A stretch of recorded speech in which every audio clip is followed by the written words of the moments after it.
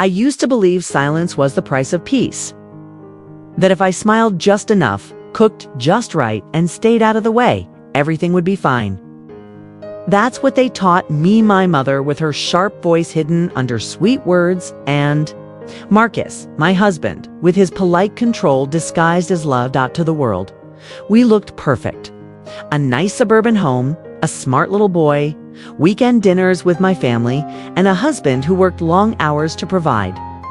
But behind the curtain, I was fading. Not in a tragic, cinematic way, but in the way that happens so quietly. You don't notice until you're no longer sure who you were before. It started with small comments. A raised eyebrow when I laughed too loudly. A passive-aggressive sigh when I forgot something at the grocery store. You should be more grateful, my mother would say. Men like Marcus are rare.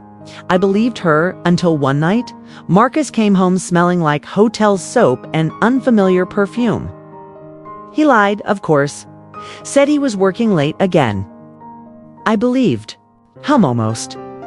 But something inside me, something I'd buried long ago, stirred awake. I didn't scream. I didn't cry.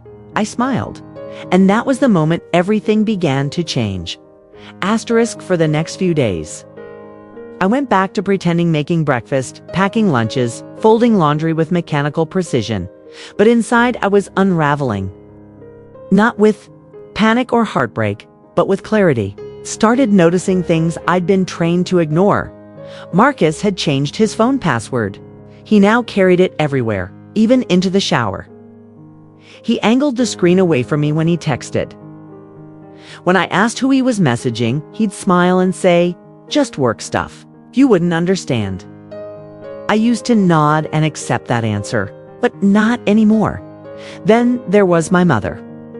Linda, she'd always had a strange hold over me, one built on guilt and polished with passive manipulation. When I called her, she asked about Marcus before asking about me or our son Noah. How's Marcus handling that new client project? She said one afternoon. I froze. I hadn't told her anything about a new project.